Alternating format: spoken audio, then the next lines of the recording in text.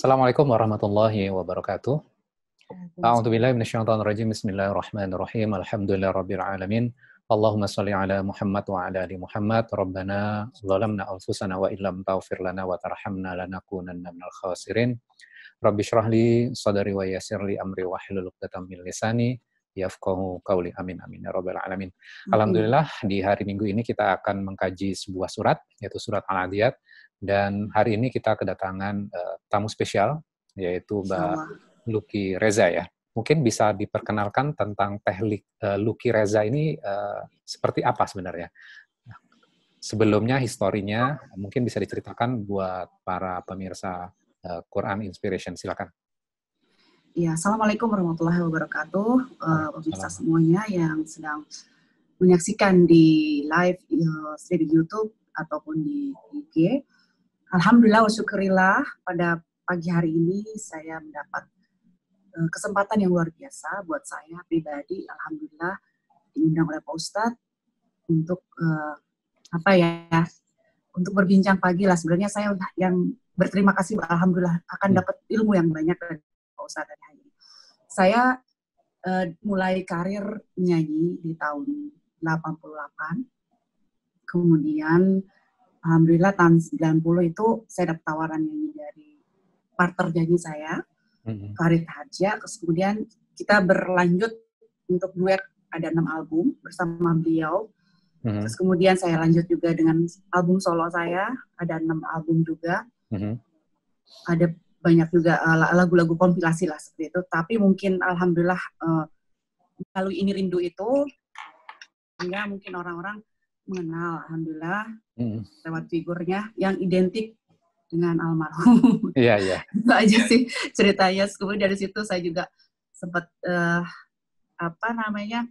sinetron juga pernah nyoba gitu. Oh, pernah sinetron. Ya, terus kemudian jadi dosen juga sempat. Jadi berbagai macam profesi ya. Pengalaman, alhamdulillah. Alhamdulillah. Itu aja sih, Pak Ustadz. Tidak ada yang spesial buat saya. Masih ingat lagunya Ini Rindu? Oh iya dong, pasti. Itu saya bawakan lagu itu sampai dari ujung Sabang sampai Merauke. Iya. Masih ingat, alhamdulillah. Waktu alhamdulillah, itu kan alhamdulillah. masih kecil kayaknya mendengarkan lagu itu. Waktu itu masih kelas 1 SMA ya, alhamdulillah. Iya, iya. Jadi sudah mulai bisa berkarir, cari uang sendiri, terus kemudian bisa juga jadi tulang punggung untuk ya istilahnya membantu saudara-saudara semuanya ya, alhamdulillah. SMA kelas berapa itu waktu itu? Kelas 1. Oh, kelas 1. Masih muda sekali ya berarti ya? Masih muda belia. Itu kurang lebih sekarang 21 tahun yang lalu, Pak Ustadz. Iya, iya. Kelihatan sih di video klipnya. Masih polos. Semangatnya luar biasa. Oke. Sekarang kita akan masuk kepada surat yang kita akan pelajari. Dan memang metode di Quran Inspiration kita akan mengkaji sebuah surat gitu. Dan biasanya yang kita akan kaji adalah bukan hanya sekedar satu ayat, namun kita akan melihat korelasi dengan ayat-ayat sebelumnya atau ayat setelahnya. Supaya apa? Supaya kita bisa memahami lebih komprehensif lagi. Ya. Apalagi kita mengkaji dalam sebuah surat keseluruhan ayat-ayat di dalam surat itu. Tentunya itu akan menambah cakrawala pemahaman kita terhadap subjek studi yang kita akan bahas gitu loh. Nah, biasanya ketika kita belajar Al-Quran, kita biasanya langsung fokus kepada inti masalahnya. Namun kita kadang tidak memperhatikan bagaimana cara Allah menceritakan kepada kita. Nah, yang unik adalah di surat Al-Adiyat ini gitu loh. Dari kecil saya juga bertanya-tanya, sebenarnya apa sih maksud Allah menceritakan tentang kuda perang gitu loh. Relevansinya buat umat ini apa? Buat umat Islam ini apa? Nah, dari waktu kecil saya masih belum bisa memahami nih, sampai akhirnya saya mendapatkan source dan kemudian belajar kembali tentang surat Al-Adiyat ini. Ternyata maknanya sangat dahsyat sekali. Nah, mungkin sebagai gambaran gini, kalau kita diceritakan oleh orang, guru kita, ustadz kita, atau orang lain gitu ya, yang bercerita tentang kita, dan beliau bercerita tentang sesuatu yang kita suka. Nah, kira-kira kita akan tertarik nggak? Misalnya Mbak Luki Teteh Luki waktu muda diceritain tentang lagu, tentang not misalnya, pasti akan tertarik kan? Betul. Nah, begitupun Allah gitu loh. Allah menceritakan pada bangsa Arab pada saat itu, di mana bangsa Arab pada saat itu suka dengan namanya kuda, apalagi kuda perang. Pastinya perhatian bangsa Arab pada saat itu ketika diceritakan tentang sesuatu yang mereka suka, pasti mereka memberikan perhatian yang lebih. Nah, surat Adiyat ini diawali kalau kita referensinya misalnya sebuah film ya.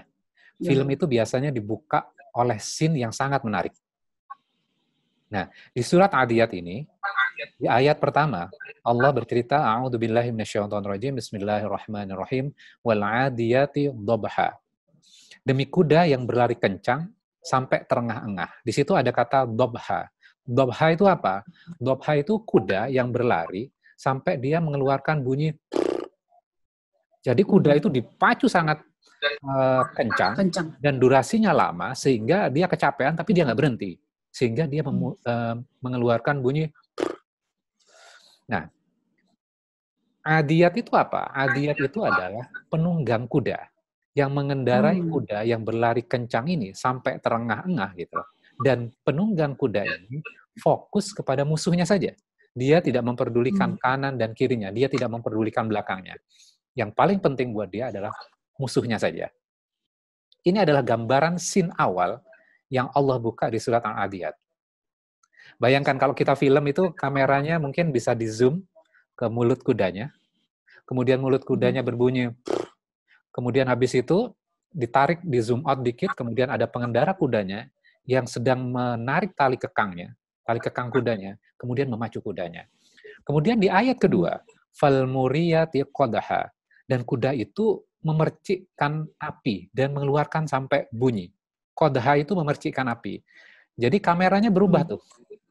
Ke zoom lagi, zoomnya adalah ke kaki kuda. Dan kaki kuda karena dihentakkan dengan kecepatan yang sangat tinggi dan dihentakkan ke batu, maka menimbulkan bunyi-bunyian. Padang pasir itu kan banyak batu-batuan. Betul sekali. Nah, ketika berhentakan dengan benda yang keras, yaitu batu, dan sepatu kuda terbuat dari besi, maka memercikkan api. Kemudian habis itu kameranya berganti lagi. Falmuwirati subha. Dan menyerang dari tempat yang tinggi dan ketika subuh hari. Jadi scene-nya, kameranya berganti lagi nih.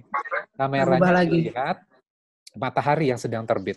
Kemudian zoom out, kemudian melihat dari pengendara kuda ini. Kemudian ayat keempat, fa'atharna bihi naq'a. Sehingga ia menerbangkan debu-debuan. Jadi zoom out, kemudian pasukan kuda ini, karena saking kencangnya, maka yang di belakangnya itu tinggal debu-debu aja. Fawasatna bihi jam'ah, di ayat kelima. Kemudian penunggang kuda ini, pasukan berkuda ini, melompat tinggi. Yang tadinya musuh ada di depannya dia, karena dia melompat tinggi, sekarang posisinya adalah dia di tengah-tengah musuhnya. Nah, ketika kita diberikan suguhan scene seperti ini, storytelling seperti ini, gitu, pasti kita akan tertarik nih. Apa yang akan terjadi pada pasukan berkuda yang sudah melompat ini? Apakah dia akan diserang musuhnya, apakah dia akan dibunuh musuhnya, atau dia bisa mengalahkan musuhnya? Itu kan yang ada di pemikiran kita ketika kita membaca surat Adiyat ini. Tapi yang unik adalah di ayat berikutnya, seakan-akan berganti topik. Innal insana li rabbihi lakanud. Sesungguhnya manusia kepada Tuhannya sangatlah ingkar. Manusia itu terhadap Tuhannya tidak loyal. Manusia terhadap langsung berubah ya. Tidak cinta. Betul. Nah, pertanyaannya adalah, ketika kita baca seperti ini gitu loh, kita memahami nggak? Loh kok tiba-tiba lompat nggak? Kadang-kadang kan kalau kita baca terjemahan Quran gitu loh, pernah nggak Teh Luki merasakan, loh kok ayat ini ganti topik ya? Kok nggak ada hubungannya? Pernah nggak merasakan seperti itu? Betul. Sempat saya baca kemarin-kemarin itu juga, sebelumnya saya pernah ini kok dari istilahnya dari kuda terus berubah menjadi sungguhnya manusia itu lalai gitu ya, istilahnya tidak ingat Allah. Kenapa begitu tuh Pak Ustaz? Insya Allah ini menarik sekali nih suratnya. Al-Quran itu kalau kita pahami adalah mindset-nya adalah ketika kita mempelajari Al-Quran, sesungguhnya Al-Quran itu merupakan satu kesatuan, tidak saling terpisah. kadang ketika kita baca, kok lompat ya, kok tidak ada hubungannya. Nah, ini kan pemahaman kita yang belum bisa memahami, sehingga kita mengatakan hal seperti itu. Nah, sebagai pengantar, untuk bisa memahami bagian tersebut, ini, bangsa Arab ketika diceritakan tentang kuda, sangat tahu karakter tentang kuda. Kuda itu dipelihara oleh tuannya, diberikan makan oleh tuannya, kemudian kuda itu pasti loyal terhadap tuannya, setia kepada tuannya. Iya. Lowong udah diberikan makan kok, diberikan tempat tinggal, kemudian dirawat, diberikan minum. Mungkin kalau sekarang di Indonesia kan kadang-kadang diberikan jamu juga kan. Dipijit juga. Dipijit juga. Jadi diservis luar biasa, sehingga udah tahu cara berterima kasih. Dia berterima kasihnya loyal terhadap tuannya. Betul. Ketika dia dipakai untuk berperang, kuda perang, itu merupakan sebuah kebanggaan buat mereka kan. Kemudian ketika masuk ke medan perang, maka kalau kita lihat film pada zaman sekarang, ketika pasukan berkuda menyerang gitu loh, maka kuda itu berpotensi. Berpotensi apa? Dia akan mengalami apa? Kematian. Karena bisa saja yang diserang, karena bodinya lebih besar dibandingkan penunggang kudanya kan, yang diserang kan biasanya kuda dulu. Ketika kudanya jatuh, kemudian penunggang kudanya terpelanting kan. Baru jatuh kemudian. Jadi, kuda sangat tahu resiko kematian ada di hadapan dia ketika dia masuk ke medan perang. Tapi belum ada ceritanya tuh. Kuda perang dipakai di medan perang, kemudian dia takut, kemudian dia mangkir gitu, belok kanan gitu. Kan nggak ada ceritanya tuh. Iya, betul. Jadi Allah sedang bercerita kepada kita. Nah, kita lihat korelasinya sekarang. Allah sedang bercerita kepada kita. Kuda saja yang hanya diberikan makan dan dipelihara oleh tuannya, itu sangat loyal terhadap tuannya, walaupun resiko kematian ada di hadapannya dia. Dia tidak akan menghilangkan kesetiaan terhadap tuannya. Hei, kenapa manusia? Kamu itu nggak loyal, kamu nggak setia terhadap Tuhan. Kamu tidak setia kepada Rabb-mu. Kamu tidak setia, tidak cinta kepada Allah-mu. Itu yang dikatakan di ayat ini. Jadi esensi dari surat Adiyat ini ada di tengah-tengah. Di ayat ke-6 ini. Kemudian kita akan melihat, loyalnya seperti apa ya? Namanya kuda gitu loh. Kan loyal itu terhadap tuannya. Kalau dia istilahnya membangkang terhadap tuannya, pasti dia akan dihukum kan? Betul. Nah, manusia tidak loyal terhadap tuannya. Allah kan bisa memberikan hukuman sesungguhnya kepada kita kan?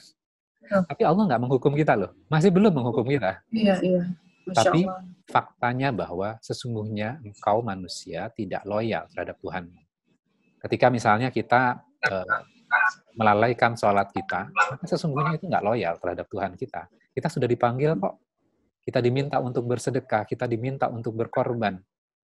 Kita tidak melakukan berkorban itu.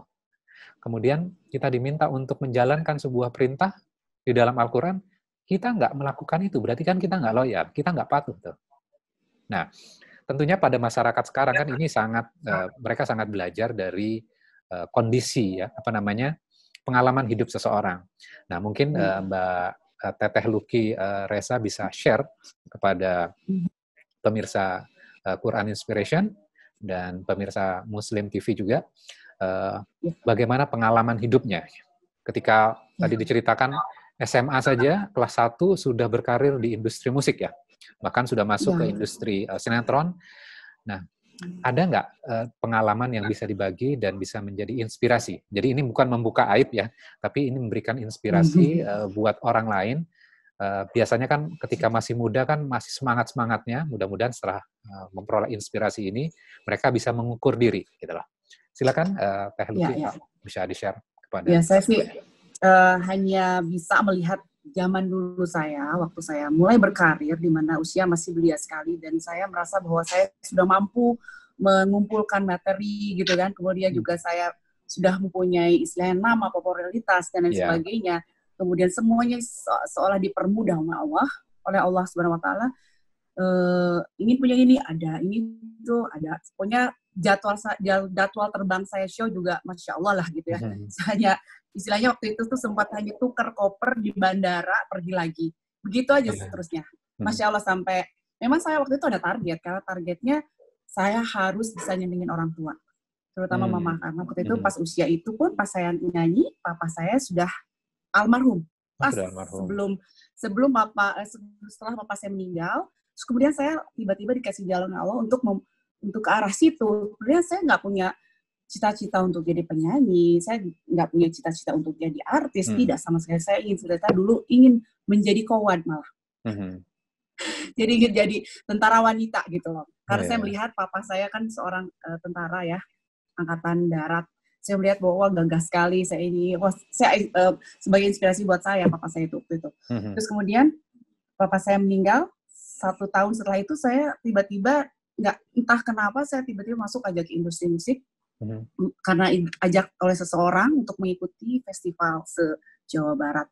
Kemudian di situ festival baru pertama kali saya ikutin, dan pertama kali itu saya menang dalam 6 besar. Kemudian hadiahnya rekaman dan sebagainya. Waktu itu kan agak susah ya. Belum ada idol-idolan ya. Belum ada. Jadi betul-betul ini susah sekali kompetisinya. Jadi emang harus bakat yang dilihat betul-betul yang luar biasa. Dan rekaman pun waktu itu nggak sekarang bisa pakai rekaman terus kemudian direkam terus ditempel, enggak. Waktu itu bener gitu rekaman itu lama sekali. Setelah itu saya merasa bahwa dipermudah sekali oleh Allah, kemudian saya juga bisa mendapatkan apa yang saya inginkan. Masih muda ya Pak Ustadz, kemudian ada saat-saatnya bahwa saya nanti kali sholat ya saya simpen dulu lah, saya nyanyi dulu, setelah itu sholat. Ada juga sih beberapa kali begitu. Cuman Masya Allah deh, alhamdulillah saya mempunyai seorang ibu yang luar biasa, yang selalu ngingetin, kamu boleh nyanyi tetapi kamu tidak boleh sendiri. Kamu harus didampingi oleh kakak kamu, dan kalau enggak boleh. Pokoknya galak banget lah istilahnya. Aturannya ketat ya. Strict banget sama anak-anak, Masya Allah. Waktu itu sempat sebel juga, kenapa sih mesti begini, kenapa sih banyak aturan sekali gitu ya. Saya nggak boleh pergi sendiri, nggak boleh segala macam. Kalau nggak sholat, saya dijepret. Kalau nggak ini saya, jadi buat saya, jadi waktu itu sholat hanya saya takut sama orang tua. Jadi setelah itu, kesini saya merasa bahwa, Masya Allah ya, saya udah diselamatkan oleh orang tua saya sendiri, notabene oleh ibu saya. Bagaimana jika saya dulu tidak diingatkan gitu. Sedangkan saya masuk di dunia entertain yang begitu mudah untuk melakukan, artinya bukan dunia ini aja yang banyak maksiat, tidak, tetapi gimana kita membawa diri sebetulnya betul. Tetapi zaman masih muda, Pak Ustadz, banyak uang, terus kemudian ngetop, banyak aja ngajak ini, ngajak itu, ngajak ini, kayak gitu lah istilahnya ya. Tapi saya karena punya figur orang tua yang seperti itu, Masya Allah buat saya, jadi akhirnya alhamdulillah, dulu mungkin bisa berontak, dan dulu juga hanya, udah deh, ada mama, sholat, kalau nggak ada nggak apa-apa, gitu, istilahnya.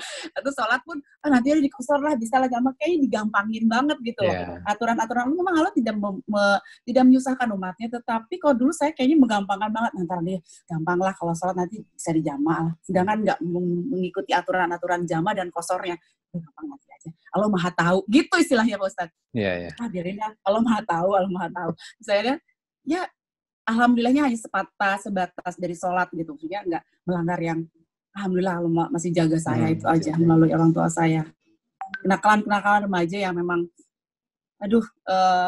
serem juga kalau dilihat sekarang gitu. Alhamdulillah, itu aja sih Pak Ustadz. Jadi kalau misalnya balik lagi kepada ayat ini, innal insana li rabbihi lakanut, sesungguhnya manusia tidak loyal terhadap Tuhannya gitu loh. Maka kita akan merasa kan sebenarnya bahwa kita itu belum baik di hadapan Tuhan kita tidak seloyal kuda terhadap tuannya tadi. Betul. Nah, kemudian kita lanjutkan nih. Wa innahu ala dzalika lasyahid. Sesungguhnya dia manusia itu atas demikian itu benar-benar menyaksikan. Jadi kalau kita fokus terhadap diri kita, maka kita akan menjadi saksi. Saksi atas apa? Bahwa sesungguhnya itu kita itu nggak loyal terhadap Tuhan kita gitu loh. Jadi kalau kita, dia manusia menyaksikan, mengakui keingkarannya ya Pak Ustadz. Iya, betul. Jadi kalau kita fokus pada diri kita gitu loh, kita akan tahu, nggak usah pakai alasan. Biasanya kalau kita berhadapan dengan manusia yang lain, kita kan pakai argumentasi. Loh, saya melakukan itu karena saya sibuk. Saya melakukan itu memang saya ada alasannya. Tapi di hadapan Allah gitu loh, kita nggak bisa beralasan itu kan. Betul. Kamu memang nggak loyal. Dan kita benar-benar ngelihat diri kita gitu loh, bahwa sesungguhnya kita nggak loyal kok terhadap Tuhan kita. Terus kalau seperti itu, kita loyalnya terhadap apa? Nah, itu menjadi pertanyaan kan? Di Iya. ayat berikutnya baru Allah menjelaskan, wa innahu, sesungguhnya dia, manusia itu, lihubbi, sangat cinta, lihubbi itu nggak terpisahkan ya. Li rabbihi lakanut. Tidak terpisahkan dengan harta. Sesuatu yang dianggap baik. Sesuatu yang dikejar-kejar terus. Harta di situ bukan hanya uang, bukan hanya deposito, bukan hanya rumah, tapi bisa jadi harta itu juga pekerjaan, status. Itu yang dikejar. Posisi dalam sebuah industri misalnya, dalam industri karir musik misalnya. Itu juga bagian dari harta. Jadi kamu itu tidak loyal terhadap Tuhanmu, dan kamu menjadi saksi atas dirimu sendiri bahwa kamu nggak loyal. Dan kamu loyalnya terhadap siapa? Kamu loyalnya terhadap harta pekerjaanmu. Ya Allah, astagfirullahaladzim. Jadi Allah bagaimana menggiring kepada kita tentang kuda awalnya, kemudian berikutnya bercerita tentang diri kita. Kalau kita belajar tentang kuda, loyalitas mereka terhadap tuannya, maka kamu bisa mempelajari sesungguhnya diri kita terhadap Tuhan kita itu nggak seperti kuda. Insya Allah. Kita bandingannya kuda ya, Pak Ustaz, malu sama kuda ya. Iya. Ya Allah. Nah, kalau kita perhatikan pada zaman kita sekarang gitu ya, orang sangat eager banget mengeluarkan effort dan rame gitu ya ketika subuh hari gitu ya. Untuk apa? Sudah memulai untuk mencari lihubbil khair. Mencari sesuatu yang rezeki. Sedangkan apa? Kadang-kadang sholatnya ditinggalkan. Subuhnya ya udahlah nanti aja subuhnya di kantor saja. Atau misalnya duhur, ketika duhur udah waktunya, wah nanti aja masih panjang waktu. Maka kamu nggak akhirnya habis gitu waktunya. Akhirnya habis, dan akhirnya kan kita ketinggalan. Dan ketika seperti itu, ketika pertama kali kita meninggalkan atau melakukan sebuah perbuatan yang dosa, maka ada perasaan bersalah tuh biasanya. Betul, di awal-awal. Iya. Tapi kalau kita lama-kelamaan melakukan itu terus, maka berikutnya sudah imun tuh. Rasa bersalahnya udah mulai hilang. Bahaya ya. Dan untuk tobat, maka energi yang perlu dikeluarkan itu sangat besar. Biasanya gini, kalau misalnya kita baru berbuat salah, misalnya bohong pertama kali misalnya, kemudian kita menyadari, aduh saya mending tobat aja. Rasanya nggak nyaman ya bohong itu. Bandingkan dengan orang lain, dia sudah berbohong sekian tahun, berpuluh tahun. Maka ketika dia mau bertaubat, kembali kepada Allah, maka dia harus mengeluarkan energi yang luar biasa tuh. Energinya jauh lebih besar. Sama kalau misalnya kita tawaf tuh. Kalau kita di lingkaran dalam sama lingkaran luar. Oh iya, beda. Kalau lingkaran dalam, kalau kita mau menyentuh Ka'bah itu lebih ringan. Tapi kalau udah kelempar keluar, maka kita nerobosnya kan energinya jauh lebih besar. Betul. Jadi ketika kita melakukan sebuah perbuatan dosa dan hati kita mengatakan, aduh ada rasa bersalah, maka cepat-cepat tuh iringin dengan pertobatan. Karena kalau tidak, kita terus melakukan perbuatan dosa itu, maka kita akan membutuhkan energi yang sangat besar. Makanya kalau kita lihat orang yang jarang sholat, mau pergi ke masjid itu susah loh. Iya. Kalau dia udah meninggalkan sholat gitu. Ya, dibandingkan dia masih menunda, kemudian dia sholat ke masjid itu lebih gampang. Kadang-kadang kan ada orang yang mengatakan, ya udah deh saya titip sholat aja deh, titip salam. Iya betul, suka gitu tuh dulu muda-muda. Nah, kira-kira dari Teh Luki bisa bercerita kembali bagaimana dulunya gitu loh, kecintaan terhadap profesi ini dan mengabaikan keloyalan terhadap Robnya. Apa ya, dulu seolah-olah kenikmatan yang hakiki itu adalah duniawi. Uang, popularitas gitu lah ya. Kenikmatannya nggak diserahkan sama Allah gitu. Nggak ada begitu. Artinya ketenangan itu hanya sebatas itu. Saya, wah ini show-nya di sini, target, kemudian gitu. Capek kan Pak Ustadz? Lama-lama. Ya, sebenarnya menganggap semua itu didapat hasil kerja keras sendiri. Bukan dari Allah. Artinya, wah, ini kan saya sendiri yang ini mah gitu. Itu yang perasaan seperti itu yang tidak terasa kadang-kadang ya. Oh ini kan hasil saya sendiri. Bukan bantuan orang lain atau apalagi Allah gitu yang dipikirkan. dulu begitu, intinya yang wah nyari uang terus kenikmatannya di situ, di materi, kemudian menganggap semua yang didapat adalah hasil sendiri. Kemudian juga sibuk mencari harta dari seorang untuk masa depan. Padahal kan itu belum tentu ya. Artinya semua udah Allah atur gitu. Rezeki kita semuanya tentang kehidupan mati hidup kita sudah diatur sama Allah. Lu nggak kepikir tuh ya namanya nanti pokoknya saya harus punya ini. Masya Allah deh. Capek Ustaz. Jadi semuanya sibuk untuk itulah, untuk duniawi. Harta yang dimiliki adalah harta yang tidak diserahkan juga sama Allah. Artinya ya ininya ya wajib aja, wajib saya serahin gitu. Jadi semuanya. Tapi alhamdulillah yang wajib nggak ditinggalkan ya. Alhamdulillah, karena ibu saya itu kan yang memang ini kan istilahnya yang selalu aja mengingatkan. Terus kemudian, tapi itulah pikiran kita jadi dikuasai oleh duniawi gitu lah. Istilahnya saya harus gini, harus target. Jadi semuanya nggak ada yang kenikmatan sekarang yang saya dapat. Jauh berbeda dengan kenikmatan. Gitu. Artinya kenikmatan sekarang, Masya Allah, nggak bisa dibeli dengan dunia. Alhamdulillah. Dan semua itu, saya lebih ringan menjalankannya. Kalau dulu, aduh takut. Wah nanti uang saya gini takut. Masya Allah, astagfirullahaladzim. Jadi kalau memang memikirkan tentang duniawi terus, kayaknya nanti lama-lama jadi stres sendiri. Nah sekarang alhamdulillah ya, sudah mendapatkan titik. Allah berikan satu titik yang memang inilah yang saya cari. Gitu. Ketenangan, yang memang ketenangan dunia akhirat, tidak melulu duniawi, dan tidak memikirkan bahwa saya itu siapa, dan bagaimana gitu. Saya serahin aja sama Allah, semuanya berjalan yang Allah atur. Alhamdulillah bahagia luar biasa Pak Ustaz, alhamdulillah. Dan itu memang bisa saya rasakan gitu loh sekarang. Alhamdulillah. Dan alhamdulillah saya bersyukur saya dituntun oleh Allah sehingga saya berada di sini sekarang. Jadi semuanya saya beristighfar banyak karena memang dulu sempat istilahnya yang tadi sama tuh di surat Al-Adiyat itu, istilahnya tidak loyal sama Allah, loyalnya sama dunia aja, karir aja, nyanyi aja, apa semuanya yang aduh, astagfirullahaladzim, seolah-olah memang itu ini ya Pak Ustadz, kan nyanyi nih jam 12 nih, wah ini ya show-nya jam sekian, kan berarti kita harus siap-siap dari jam 12 dong. Sebelum jam 12 malah ya. Udah siap-siap. Langsung ke lokasi, kemudian sebelum jam 12 udah ke lokasi. Terus kemudian acaranya selesai jam 1, jam 2, bla bla bla bla, ngobrol basa-basi, udah habis tuh asar lewat. Sering sekali seperti itu. Jadi saya sadari sekali dari perjalanan hidup saya, berkarir saya, banyak keteledoran saya, banyak juga saya kehilapan saya yang memang keloyalan saya terhadap Allah. Makanya mudah-mudahan saya diberikan kesempatan yang lebih baik lagi, yang panjang agar bisa menjalankan ibadah lebih baik lagi, bisa bertaubat yang sesungguh-sungguhnya. Insya Allah. Nah, yang menarik nih, kalau saya garis bawahi tadi dari cerita dari Teh Luki, kebahagiaan.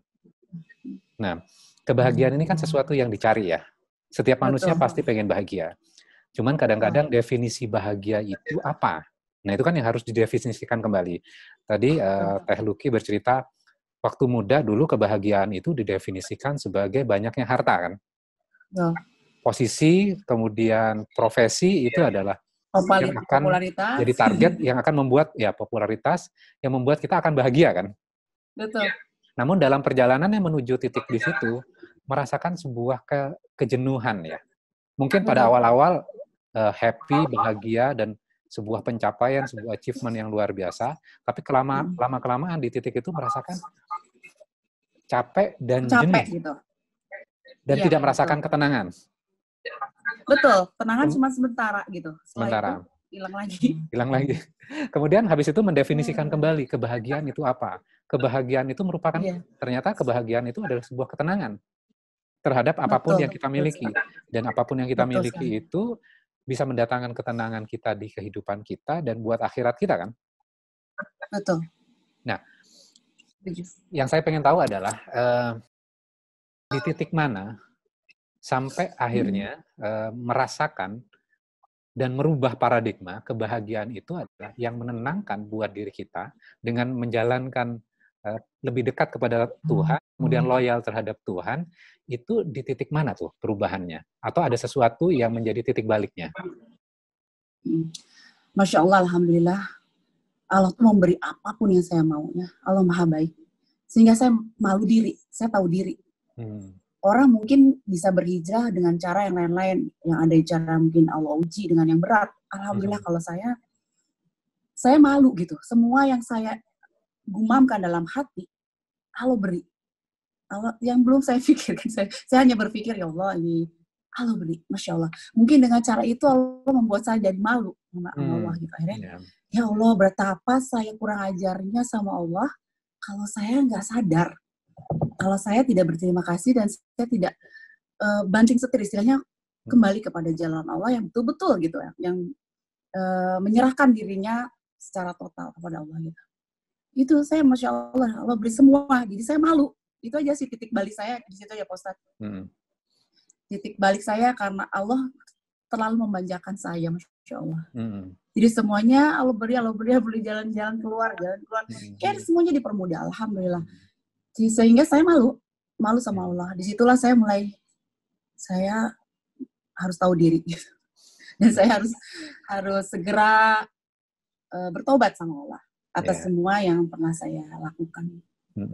Jadi kalau Teh Luki ini bukan diuji dengan ujian yang berat ya, tapi diuji dengan kenikmatan ya. Dan Alhamdulillah. Ternyata diuji dengan kenikmatan itu juga bisa menyadarkan orang juga ya, untuk bisa kembali kepada Tuhannya ya. Nah ini kisah yang luar biasa nih. Nah saya pengen nanya satu hal lagi nih. Sebenarnya kalau berkarir di profesi yang Teh Luki jalankan dulu, tadi kan bercerita start acaranya jam 12, kemudian acara bisa selesai jam 1 sampai jam 2, kemudian ngobrol-ngobrol sampai akhirnya asar terlewat. Sebenarnya bisa nggak sih sebenarnya berprofesi sebagai penyanyi atau artis, tapi masih punya waktu untuk sholat gitu? Bisa sekali sebetulnya. Sangat bisa. Mungkin kita bisa arrange sebelum acara itu kita udah berwudu ya. Kemudian sebelum acara minta sebentar sholat dulu dan lain sebagainya. Tetapi dulu kondisi saya waktu show itu kan di daerah-daerah tuh Pak Ustadz. Jadi sangat susah untuk mau di mana ya sholatnya apa. Ada kadang di satu lokasi yang sholat di mana ya. Akhirnya bisa aja sebetulnya di mobil ya Kak. Tapi karena nggak niat itu loh. Jadi kayaknya nanti gampang satuin deh ke asar. Jadi digampang-gampangin gitu loh. Bisa banget. Makanya sekarang mungkin mudah-mudahan artis-artis yang aktif sekarang itu bisa juga menyesuaikan dan mendahulukan Allah nomor satu gitu. Artinya sekarang banyak kan teman-teman adik-adik kita yang memang sedang booming. Mudah-mudahan bisa menyempatkan waktunya juga untuk harus menyempatkan waktunya untuk Allah terlebih dahulu. Allah first lah. Dan karir dulu gitu. Jadi bisa sebetulnya. Sangat bisa kalau kita memang ada niat. Berarti kata kuncinya di niat ya? Di niat, betul. Nah memang kalau misalnya nasihat itu kan harus dari berbagai macam sumber ya. Kadang-kadang kan kalau misalnya ustadz yang memberikan nasihat nggak didengarkan. Atau orang lain yang memberikan nasihat tidak didengarkan. Tapi kalau kakak senior dalam industri yang sama biasanya didengerin tuh. Mudah-mudahan nasihatnya tadi bisa bermanfaat buat adik-adiknya ya. Yang dalam industri yang sama. Nanti yang akan ditanya adalah apa yang ada di dalam hati. Apakah kamu loyalnya terhadap Tuhanmu atau terhadap duniamu? Itu yang akan dinilai tuh nantinya. Yang bervalue itu.